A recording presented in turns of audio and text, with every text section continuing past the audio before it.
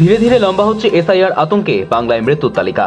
প্রথমে সোদপুরের পানিহাটিতে এনআরসি আতঙ্কে আত্মহত্যার অভিযোগ, তারপর কোচবিহারের দিনহাটায় 2002 সালের ভোটার তালিকায় নামের বানান ভুল থাকার কারণে আত্মহত্যার চেষ্টার অভিযোগ। সেই তালিকায় নাম লেখায় বীরভূমের ইলামবাজার। এসআইআর আতঙ্কে বীরভূমে আত্মহত্যা করেন ক্ষিতীশ মজুমদার। সেই তালিকায় এবার নাম জুড়ল পূর্ব বর্ধমানের জামালপুরের এক পরিযায়ী শ্রমিকের। তামিলনাড়ুতে কাজে গিয়ে অস্বাভাবিক মৃত্যু হল পূর্ব বর্ধমানের জামালপুরের বাসিন্দা বিমল সাঁতরার। তামিলনাড়ুর তাঞ্জাভুরে ধান কাটার কাজে গিয়ে অসুস্থ হয়ে তার মৃত্যু হয় বলে জানা গিয়েছে। তবে পরিবারের দাবি, এসআইআর ঘোষণার পর থেকেই আতঙ্কে ছিলেন বিমল সাঁতরা। সেই মানসিক চাপ থেকেই আত্মঘাতী হয়েছেন তিনি। মারা গেছেন কে? বাবা। কি নাম ওনার? ওনার নাম হচ্ছে বিমল সাঁতরা। কদিন আগে তো কাজে গিয়েছিল, দিয়ে কাজে গিয়ে তো এখন সব কি এসআইআর জন্য কি কাগজ চাইছে, তার জন্য টেনশন করছিল যে কি কাগজ কোথায় পাবো না পাবো, যে নাম আছে কিনা ভোটার লিস্টে, এর জন্য খুব চিন্তা করছিল। তার কিছুদিন বাদেই খবর এলো যে শরীর খারাপ করতেছিল, এরকম হসপিটালে খবর পেয়ে যাই। কিছুদিন পরেই জানা যায় যে পৌঁছাতে গিয়ে মারা যান। কোথায় জায়গাটা? ওটা হচ্ছে চেন্নাই। বাবার মৃত্যুর খবর পেয়ে তামিলনাড়ু যান ছেলে বাপি সাঁতরা। তামিলনাড়ুর তাঞ্জাভুর ওনাতানাডুর থানায় অস্বাভাবিক মৃত্যুর মামলাও দায়ের করেছেন তিনি। হ্যাঁ, পোস্টমর্টম হয়েছে। পোস্টমর্টম হলো, পোস্টমর্টম হয়েছে, এটা বডিটা আনার জন্য নাকি পোস্টমর্টম না করলে ছাড়বে না। হ্যাঁ, থানায় ওখানে যেখানে কাজ করছিলেন তারা নিয়ে গেছিলেন। না, ওটা কি লিখিত দেওয়া হয়েছিল?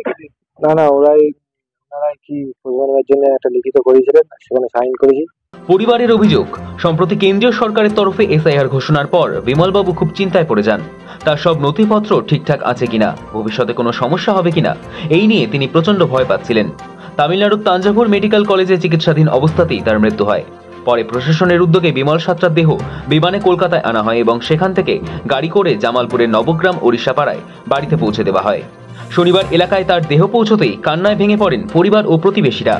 খবর পেয়ে বিমলের বাড়িতে যান জামালপুরের বিধায়ক অলোক মাঝি এবং অন্য তৃণমূল নেতারা। তৃণমূলের সর্বভারতীয় সাধারণ সম্পাদক অভিষেক বন্দ্যোপাধ্যায়ের নির্দেশে জেলা সভাপতি রবীন্দ্রনাথ চট্টোপাধ্যায় এবং রাজ্যের মন্ত্রী স্বপন দেবনাথ নবগ্রামে যাচ্ছেন। সেই নির্দেশ পাওয়ার পরেই তারা নিহতদের বাড়িতে যান।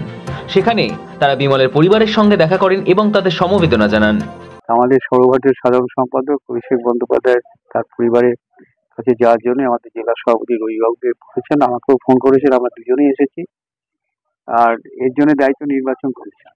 গরিব মানুষ, আমরা তার পরিবারের পাশে আছি এবং এসআইআর এর নির্বাচন কমিশনের জন্য দায়ী বলে মনে করি। পরিযায়ী শ্রমিক হিসাবে তামিলনাড়ুতে কাজ করতে গিয়েছিলেন, কিন্তু এরই মধ্যে এসআইআর এর কথা সবাই জানতে পেরেছেন, বিশেষ করে যারা বাইরে আছেন, এবং আতঙ্কেই ছিলেন যে তাদের নাম হয়তো বাদ চলে যাবে, হয়তো দেশ থেকে চলে যেতে হবে।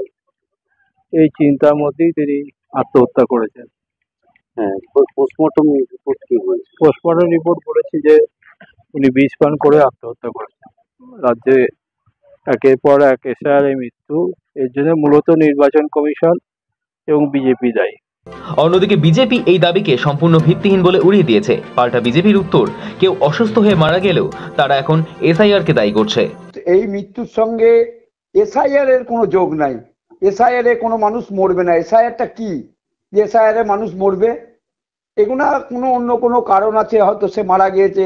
এটা তৃণমূল মানুষকে, তৃণমূলই তো ভুল বোঝাচ্ছে।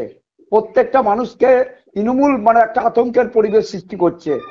এই প্রথম নয়, এর আগেও রাজ্যের বিভিন্ন প্রান্তে এসআইআর আতঙ্কে আত্মঘাতী হওয়ার কয়েকটি অভিযোগ সামনে এসেছে, যা নিয়ে সরগরম রাজ্য রাজনীতি। প্রশাসনের দাবি, বিষয়টি খতিয়ে দেখা হচ্ছে, কিন্তু আতঙ্কের কোনো কারণ নেই। সুজয় ভট্টাচার্যের রিপোর্ট, সময়, কলকাতা।